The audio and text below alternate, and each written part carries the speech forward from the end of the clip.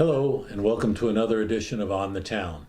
On the Town is a series of interviews with leaders who are helping to make Southbury a great place to live, raise a family, own a business, and retire. My name is Ed Edelson, and I'm your host. Today, our guest is Bruce Martin, the co-founder of the very popular Blues Cafe, which, as Bruce says, is neither about the blues nor is it a cafe. Bruce has established himself as a leading promoter of Americana music here in New England. Bruce, welcome to On the Town. Thank you. Thanks so much for taking some time to stop by, talk about some of your recent activities and how you got involved in this, what I call your second passion. My second passion. Right, tennis being your first, I think, Yeah. and so far you have not yet combined the two to happen at the same time. No. But when that happens, we'll have you back for that. But let's begin with what is the Blues Cafe and how did this idea evolve in the first place?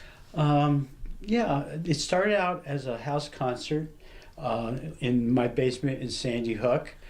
I was going up to Northampton. I had met Pete Kennedy, and I was taking intermediate guitar lessons up there. I would make that trip once a month.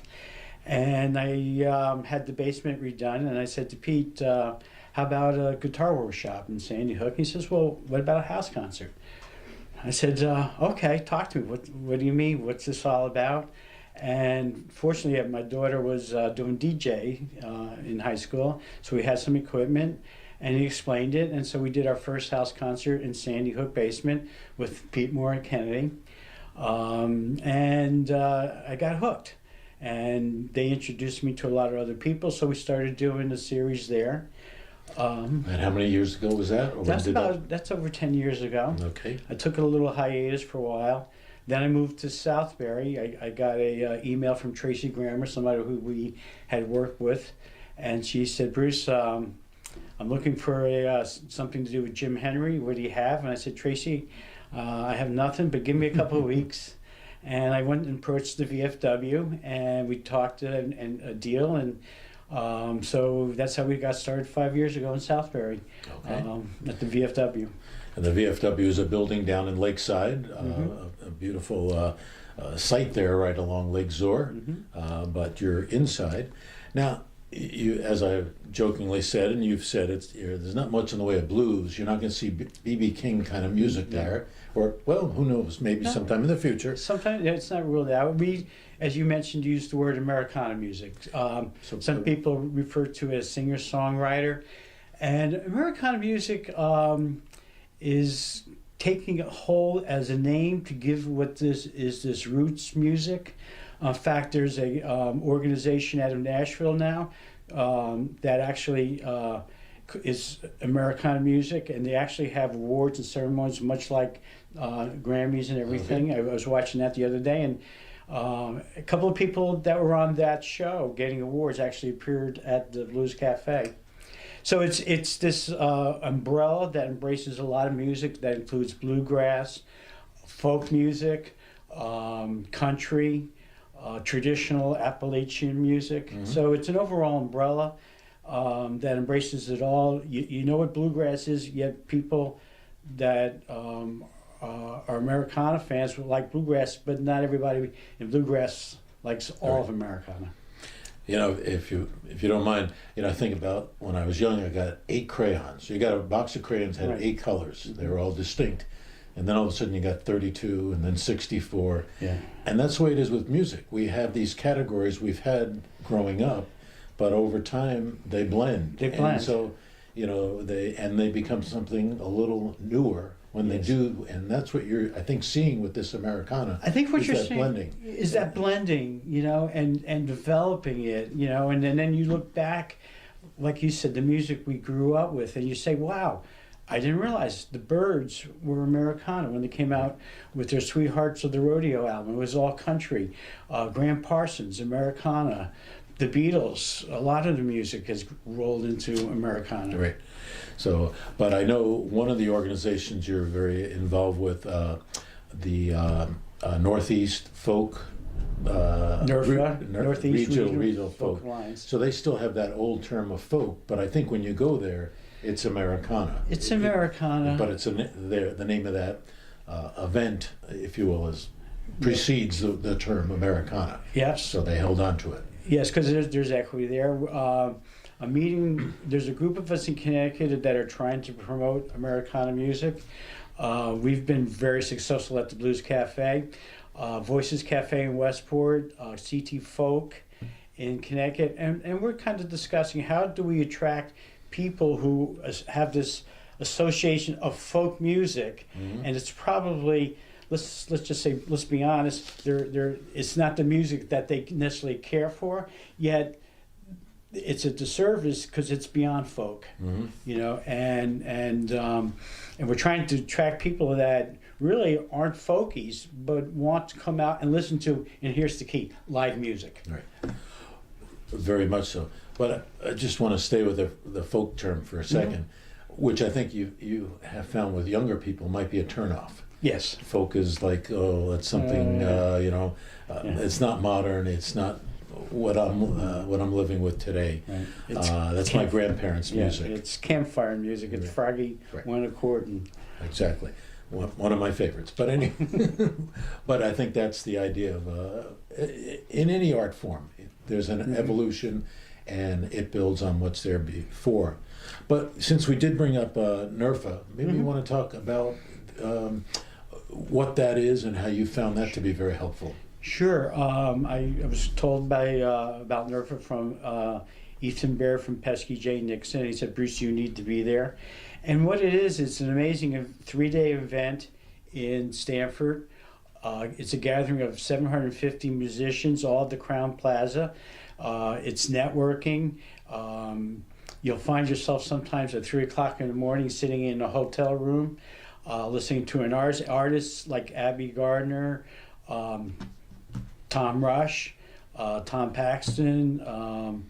It's just amazing. And here you are in a room with 10 people. And yes, the bed and one chair, right. And people gathering to listen to this music. And it's a great networking opportunity for the artists and the presenters. And I think that speaks to the number of new venues. So these artists, even like somebody like Tom Rush, I mean, that's a name that's been out there for decades.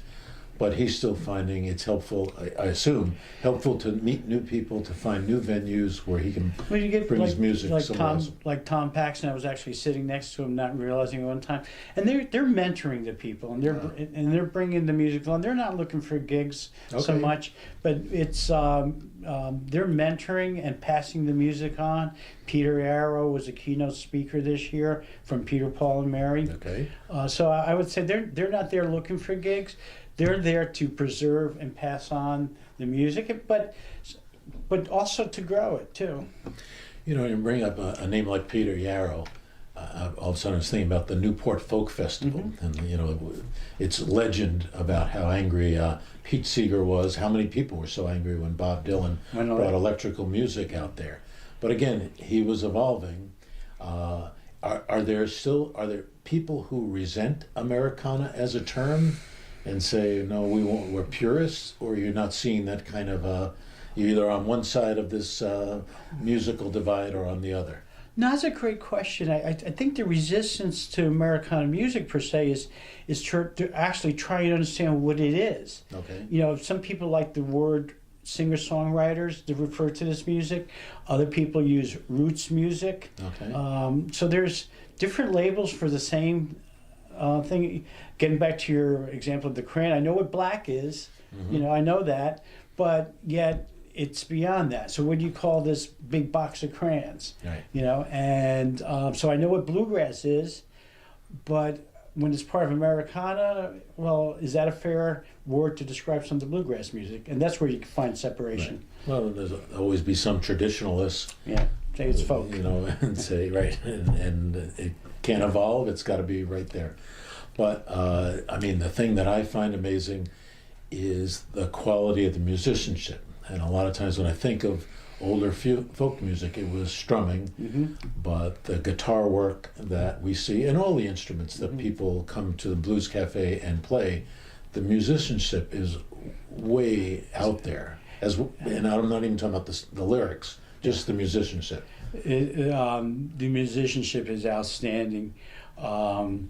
And we've had people who have, we had Mark Corelli in our basement who played on the same stage at Princess Royal Albert Hall as the Beatles.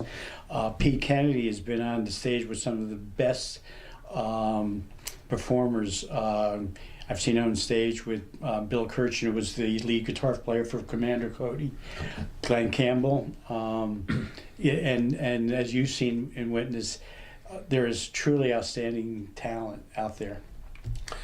And what you do, which is, we're not going to talk too much about your musicianship, but I know that you play and enjoy being part Thank of you for that. the house band.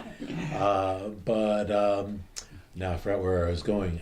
But these folks, it's folks like you who are really stepping up to create venues for them.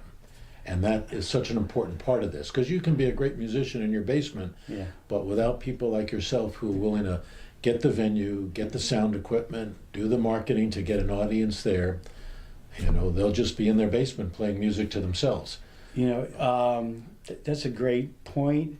I wondered myself 3 years ago what impact I was having, and there was a theme at Falcon Ridge, which maybe we should talk about shortly, where this venues of house concerts, small venues, is really the lifeblood to these musicians, because they're not playing Excel Infinity Center. You might get Mumford & Son, but they're playing small venues, and they live on this. They're doing 150 to 200 gigs a year, and most of them are house concerts and small venues. And I think there's a group of that you've tapped into, an audience who prefers that. The intimacy, that you're right there with the performers. You can interact with them either while they're playing sometimes, or definitely between sets. And to some people, that's a lot better than sitting 28 rows back. And I can sort of see his eyes, or her eyes. You go to some of the big bands that are so like the Eagles, you might be sitting way in the back and watching them on the big screen. Yeah. I think it's a matter of taste and preference. I gravitate towards small venues so they can have that intimacy and get to know the artist. Now, maybe we can mention a couple of these venues. Mm-hmm. Now, you mentioned NERFA, which is just a great place to see, or for people like yourself. It's not really, for someone like Correct. myself, I would be kind of lost in space. But there are these other 2-day, 3-day festivals, which are an exciting opportunity to see people perform. You mentioned Falcon Ridge. You want to mention a word or two of what that's all about? Falcon Ridge is run, it's like 30 years now. It's in Hillsdale, New York, which is about 2 years. It's a 3-day event. Actually, you can get there on Thursday. There's a great ad hoc thing called The Lounge, where a lot of these artists actually perform. That's where I see a lot of people too. Okay. I think you meant it's 2 hours. I think you said 2 years, but 2 hours. I apologize. 2 hours away. Not 2 years away. 2 hours away, right straight up 22. And Ann Saunders runs it. Ann Saunders is a big patron of the Blues Cafe. She comes there. And they bring in singer-songwriters. And the music goes from 11 o'clock to 2 or 3 o'clock in the morning. You have campfires in the back where people are performing. Red Molly, that's where they hooked up. They started at Falcon Ridge back in a campsite. Right. Well, that's another exciting thing about these festivals, when so many new groups sort of form.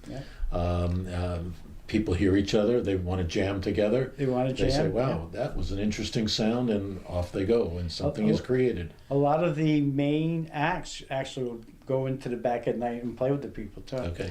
And we have Black Bear that just got started in Goshen, Connecticut, Right. which is not 2 years away. Only one. Only one. But it's 45 minutes away up in Goshen, and it's second year, and they had a very successful second year. And in addition to that, there are other venues, much like what you've done with the Blues Cafe. Some older than the Blues Cafe. I mean, I think Voices Cafe goes way back. No, Voices, actually, I helped them get started. I was approached Stand at... corrected. Voices Cafe. Dave Kaplan came to me at Falcon Ridge and picked my brain a little bit because he wanted to get something started in Westport. CT Folk goes way back. Okay. And they do a series, and that precedes me by many years. But and one of the things we'll advise here is you might want to get on Bruce's mailing list, because those two that you mentioned are literally, a half hour, 45 minutes. But if you draw a circle like an hour and a half around, you will find throughout the year many small venues in New York State, Lower Massachusetts, that are really accessible to us. So there's always music. There's always good live music within a reasonable distance. So when people say there's nothing to do here, they just need to contact Bruce. You will find out there's plenty to do. Yeah. Well, one of the things that I think has been interesting for you is getting to meet some of these performers and understand a little bit more of what drives them. These are not people who are going to retire on a yacht in the Caribbean, but music is important to them. Music is as Maura Kennedy once told me, she was, Bruce, we do okay. We live a very modest lifestyle, but I'm living my dream. And that's what it really is. They're living their dream. And it's, that the need for the audience. I mean, it is a symbiotic relationship.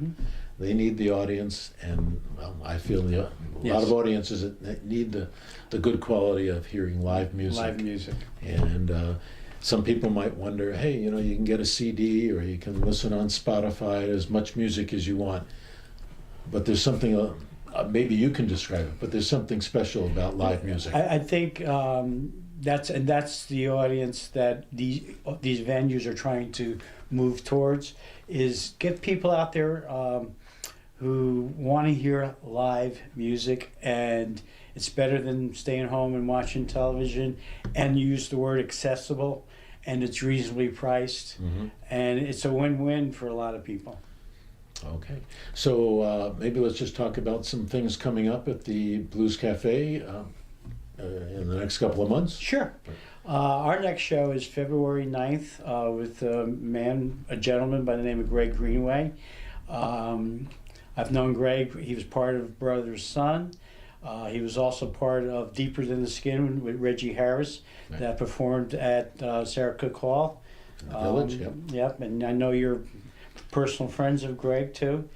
I love his music. Outstanding musician, outstanding songwriter, plays keyboards and guitar, and I think his voice is an instrument too that's very important. Following that, in April, we have Bettman and Halpin, who are returning. They're coming from Colorado, and again, there's an example of somebody playing the Blues Cafe and wanting to come back. And the reason why they want to come back is it's a great listening room for the people, and we have a great audience that does the potluck, listens to our house band, but sits down and then absorbs the music. And after them, is there one more? Then we take a little bit of a hiatus. We'll have Brooks in October, but gets into, we'll segue for a second, that we have a sister series now called The Barn, which is hosted by Betsy and John D. Meyer of Southbury. It's a spin-off, kind of, and it has 50 people in there bringing Goodnight Moonshine in June, and Jeffrey Pepper Rogers, who's an editor of Acoustic Guitar Magazine, is going to do a Grateful Dead tribute with a Grateful Dead guitar workshop in the afternoon. Yeah. And you, just a little sidetrack, so Grateful Dead, from your point of view, is part of Americana. Some people might say, well, no, that's, I don't know if anybody would say acid rock, but they would say rock, because of coming out of San Francisco and all of that. But if you go back to Working Man's Dead and American Beauty, I think, it was a lot of bluegrass in it. In fact, if I can, real story, in his autobiography, Dark Star, Jerry Garcia is quoted as saying, "I wish I played banjo as fast as Roger Sprung." And Roger is a local and a world-class banjo player, and actually got me started over in Sandy Hook. In Sandy Hook. I think you mentioned once he had a series over there at the pizza parlor. Or? Yeah, that's how I came across this music. I lived about a mile away from where this jam was going on. Didn't know anything about it. I went to it, and Roger played two songs that I absolutely fell in love with. I introduced myself to Roger. I said, Roger, those two songs, what were they? And he said, Here in California, which is a Kate Wolf song, and Going Gone, which is a Nancy Griffith song. And as luck turned out, I went to see the Everly Brothers, and who opened up with Nancy, and I got hooked on the music. I need more. I need more. I need more. Now you kind of went through it quickly, but describe a typical afternoon at the Blues Cafe, how Sure. it's structured a little bit, so people who haven't been there have an idea of what to expect. You know, and thank you for that. That's a great question. When I started the Blues Cafe, I had this idea. I knew better what I didn't want to do than what I wanted to do. And what I did want to do is just be a concert, have people come in, sit down, 45 minutes set, and leave. There were a lot of other venues doing that. We had the experience of the house concert, the intimacy. So somehow I wanted to preserve that. So we've honed it, but what we do basically is we open the doors at 1. We have a potluck that's amazing. People are amazing. We could talk about that's the story in itself. Okay. And we have a house band, and we invite some people to come in and be the lead, and the house band, back them up. So we had Jim Pine, a local here. Right. A villager. Yep, a villager. We're going to have Barbara Meckler, a villager, lead on the next song. She's going to do a Bettman Halpin song. So it's coming around. And we do that, and then at 2:30 we close down for a half hour to set up the main act. And we've been really religious about staying on time because we're getting a real good crowd, and we feel that we need to be professional about it. So we have the potluck, the house band, the locals, stop, set up, 3 o'clock, main act, and it's an enjoyable day. And how many years have you been at the VFW now? We just concluded our 5th year. Okay. And I think if people go, you will see there's kind of a regular crowd. I feel like Billy Joel, a regular crowd shuffles in. Well, and they come, to be quite honest, because of you, that you've told them, two things. They trust you, and because of the internet, they can go and check out, well, who is this group? I never heard of them before. Yeah, it was Sydney and I have worked hard to build that trust, because the best thing that we can get is to have people want to come back. Mm-hmm. Networking and giving the people the reason to want to come back is so important.